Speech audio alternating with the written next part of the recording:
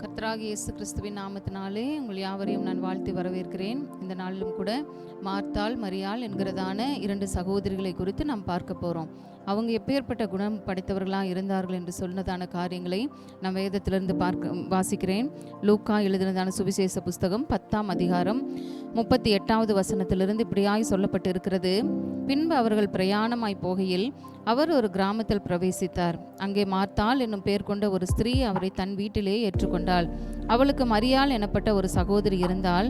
அவள் இயேசுவின் பாதத்தருகே உட்கார்ந்து அவருடைய வசனத்தை கேட்டுக்கொண்டிருந்தாள். மார்த்தாளோ பற்பல வேலைகளை செய்வதில் மிகவும் வருத்தமடைந்து அவரிடத்தில் வந்து, ஆண்டவரே, நான் தனியே வேலை செய்யும்படி என் சகோதரி என்னை விட்டு வந்திருக்கிறதை குறித்து உமக்கு கவலை இல்லையா? எனக்கு உதவி செய்யும்படி அவளுக்கு சொல்லும் என்றாள். இயேசு அவளுக்கு பிரதி உத்தரமாக, மார்த்தாளே மார்த்தாளே, நீ அநேக காரியங்களை குறித்து கவலைப்பட்டு கலங்குகிறாய். தேவையானது ஒன்றே. மரியாள் தன்னை விட்டு எடுபடாத நல்ல பங்கை தெரிந்து கொண்டாள் என்றார். இந்த இடத்துல மார்த்தாள் மரியாள் அப்படிங்கிறதான சகோதரி இருக்கிறாங்க. ஏசப்பா எப்பெல்லாம் பெத்தானியா கிராமத்துக்கு வராங்களோ அப்பெல்லாம் மார்த்தாள் மரியாள் லாசரு இருந்த வீட்டிற்காக அவர் கடந்து செல்லுகிறவராய் காணப்படுகிறார். அந்த இடத்துல அவர்களுக்கு ஒரு தாய் தகப்பன் இருந்ததாய் வேதத்தில் சொல்லப்படல. முதலாவது இயேசு அந்த பெத்தானியா கிராமத்துக்கு போய் மார்த்தாள் வீட்டுக்கு அங்கே போகும்போது முதலாவது இயேசுவை அவ வீட்டுக்குள்ளே ஏற்றுக்கொள்ளுகிற ஒரு குணநலம் படைத்த ஒரு பெண்ணாய் அவ காணப்படுறான். இயேசப்பா வீட்டுக்குள்ளே வந்த உடனே அவருக்காக ஏதாவது செய்யணும்னு சொல்லி பற்பல வேலைகளை செய்வதில் தன் கவனத்தை செலுத்தி அதில் அவங்களாய்த்து கலங்கி கொண்டு இருக்கிற ஒரு பெண்ணாய் அவள் காணப்படுகிறாள். ஆனால் மரியாளோ, இயேசு வந்துட்டாங்க, அவர் வாயிலேருந்து இன்னைக்கு என்ன நல்ல வார்த்தை வரப்போகுதுன்னு சொல்லி அமர்ந்து இன்னைக்கு கேட்கணும்னு சொல்லி அவள் அந்த வேலைகளை குறித்து உலக கவலைகளை குறித்து அவள் எந்த விதத்தில் அவள் சோர்ந்து போகாதபடி அங்கலாய்க்காதபடி இயேசுவின் பாதத்தருகே அமர்ந்து அவர் வாயிலிருந்து வருகிறதான ஒவ்வொரு வார்த்தையை அவர் கேட்டு அவர் நல்ல பங்கை தெரிந்து கொள்ளுகிற பிள்ளையாய் காணப்படுகிறாள். ஆனால் மார்த்தாள் நினைக்கிறாங்க, நான் தனியே வேலை செஞ்சுட்ருக்கிறேன், அதை குறித்து இவருக்கு உமக்கு கவலை இல்லையான்னு சொல்லி இயேசுவை பார்த்து கேட்பாங்க. அப்போ ஆண்டவர் சொல்லுவார், மார்த்தாளே மார்த்தாளே, நீ அநேக காரியங்களை குறித்து கவலைப்பட்ட கலங்கி நிற்கிறாய். தேவையானது ஒன்றே. மரியாளோ தன்னை விட்டு எடுபடாத ஒரு நல்ல பங்கை தெரிந்து கொண்டாள் என்று சொல்லி ஆண்டவர் அவளை குறித்ததான ஒரு சாட்சி சொல்லுவாங்க. இந்த நாளில் நம்மளும் அப்படிதான். உலக கவலைகள் மற்ற எந்த கவலைகள் நம்ம நெருக்கி கொண்டு இருக்கும்போது ஆண்டவருடைய பாதத்தில் அமரக்கூடாதபடி சில கவலைகள் இருக்கலாம், வீட்டு வேலைகள் அநேகமாய் காணப்படலாம்.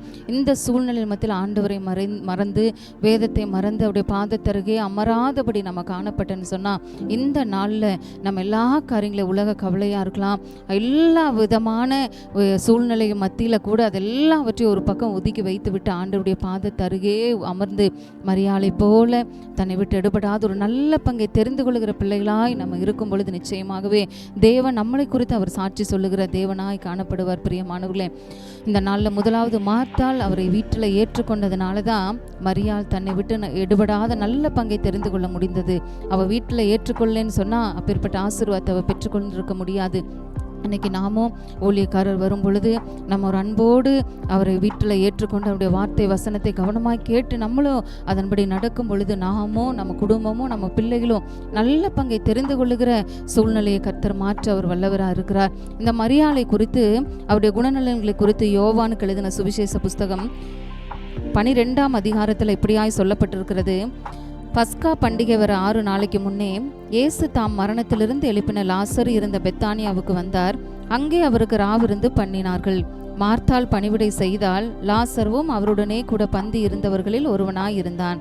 அப்பொழுது மரியாள் விலையேற பெற்ற களங்கமில்லாத நலதம் என்னும் தைலத்தில் ஒரு ராத்தல் கொண்டு வந்து அதை இயேசுவின் பாதங்களில் பூசி தன் தலைமயிரால் அவருடைய பாதங்களை துடைத்தாள். அந்த வீடு முழுவதும் தைலத்தின் பரிமளத்தினால் நிறைந்திருந்தது என்று சொல்லி நம்ம பார்க்க போகிறோம். இந்த நாளில் அந்த பஸ்கா பண்டிகை வர 6 நாளைக்கு முன்னே மறுபடியுமாக பெத்தானியா கிராமத்துக்கு கடந்து செல்கிறார். அங்கே ஏசப்பாக்கு ராவிருந்து பண்ணுகிறார்கள். கூட சீஷர்கள் இருக்கிறாங்க. மரணத்திலிருந்து எழுப்பின லாசருவும் பந்தி இருந்தவர்கள் ஒருவனாக இருக்கிறான். அதே மாதிரி நிச்சயமாய் மார்த்தாள் என்ன பண்ணியிருப்பாங்க, ஆண்டவருக்கு பணிவிடை செய்து கொண்டு தான் இருந்திருப்பாங்க. ஆனால் மரியாள் ஒரு காரியத்தை செய்கிறாங்க. விலையேற பெற்ற நலதம் என்னும் பரிமள தைலத்தில் ஒரு ராத்தல் கொண்டு வந்து அது இயேசுவின் பாதத்தில் ஊற்றி தன் தலைமயிரால் துடைத்தாள். அந்த வீடு முழுவதும் தைலத்தின் பரிமளத்தினால் நிறைந்திருந்ததுன்னு சொல்லி நம்ம பார்க்கிறோம். அவ பெண்களுக்கு மகிமையே தலைமுடின்னு சொல்லுவாங்க. ஆனால் அதை அவ பெருசா ஒரு பொருட்டாய் எண்ணல. அந்த நலதம் என்னும் பரிமள தைலம் அந்நாட்களில் விலையுயர்ந்ததாய் காணப்படுகிறது. அனாவசியமாக அது எந்த ஒரு காரியத்துக்கு பயன்படுத்த மாட்டாங்க. ஆனால் இவ அதெல்லாம் ஒரு பொருட்டா எண்ணல. ஆண்டவருடைய பாதத்தில் ஊற்றா, தன் தலைமயிரால் துடைக்கிற அந்த வீடு முழுவதும் தைலத்தின் பரிமளத்தினால் நிறைந்திருந்தது என்று சொல்லி பார்க்கிறோம். இந்த நாளில் உங்கள் இல்லத்திலையும் இப்பேற்பட்ட பரிமள தைலத்தின் வாசனை வீடு முழுவதும் வாசனை வீச வேண்டும் என்று சொன்னால், முதலாவது மரியாளை போல தன்னை விட்டு எடுபடாத ஒரு நல்ல பங்கை தெரிந்து கொள்கிற பிள்ளைகளாக நாம் மாறணும். முதலாவது ஒரு காரியம், அவரை வீட்டில் ஏற்றுக்கொண்ட மார்த்தாளை போல நாமும் அவரை வீட்டில் ஏற்றுக்கொள்ளுகிற பிள்ளைகளாக இருக்கணும். ஆண்டுடைய வசன வார்த்தைகளை போதிக்கிறதான ஊழியர்களை நம்ம வீட்டில் ஏற்றுக்கொண்டு அவர் சொல்லுகிற வார்த்தை வசனத்துக்கு கீழ்ப்படியும் பொழுதுதான் நல்ல பங்கை தெரிந்து கொள்ள முடியும். மூன்றாவது ஒரு காரியம் என்னன்னு சொன்னால், அந்த சகோதரன் மரணத்தில் இருக்கும் மரணம் அடைந்துருவார். ஆனாலும் கூட அவனை மரணத்திலிருந்து உயிரோடு எழுப்பின வல்லமை எதனால கிடைத்ததுன்னு சொன்னால், ஆண்டவருடைய வசன வார்த்தைக்கு அவங்க கீழ்ப்படிந்தாங்க. தாய் தகப்பன் இருந்ததா சொல்லப்படல, ஆனாலும் கூட ஆண்டவருக்கு பயந்து அவர் வராரு, அவருக்கு ஏதாவது செய்யணுங்கிற வாஞ்சை மார்த்தாள் இடத்துல இருந்தது. அவர் என்ன வார்த்தை சொல்ல போறார் என்று சொல்லி கேட்கிற குணநலம், தன்னை விட்டு எடுபடாத நல்ல பங்கை தெரிந்து கொள்ளுகிற குணநலம் அவரோடு மரியாளோடு இருந்ததாக நம்ம பார்க்கிறோம். இன்னைக்கு நீங்களும் உங்க குடும்பமும் உங்க பிள்ளைகளும் இதே மாதிரி ஒரு நல்ல பங்கை தெரிந்து கொள்ள வேண்டும் என்று சொன்னால், நீங்க செய்ய வேண்டிய ஒரே ஒரு காரியம், ஆண்டவருடைய பாதத்தருகே அமர்ந்திருங்க. உலக கவலைகளாக இருக்கலாம், பலவிதமான காரியங்கள் நம்மளை நெருக்கி கொண்டு இருக்கலாம், பலவிதமான சோதனையில் நம்ம காணப்படலாம், கவலைகள் துக்கங்கள் கண்ணீர்கள் மத்தியில் நம்ம காணப்படலாம். இந்த சூழ்நிலை எல்லாவற்றிலும் ஒரு புறம் நம்ம மாற்றிவிட்டு தேவ சமூகத்தில் அமர்ந்து தன்னை விட்டு எடுபடாத நல்ல பங்கை நாம் தெரிந்து கொள்ளும் பொழுது நிச்சயமாகவே தேவன் உங்களையும் என்னையும் குறித்து அவர் சாட்சி சொல்லுகிற தேவனாய் காணப்படுகிறார். இதுதான் பிரியமானவர்களே நமக்கு சந்தோஷம்.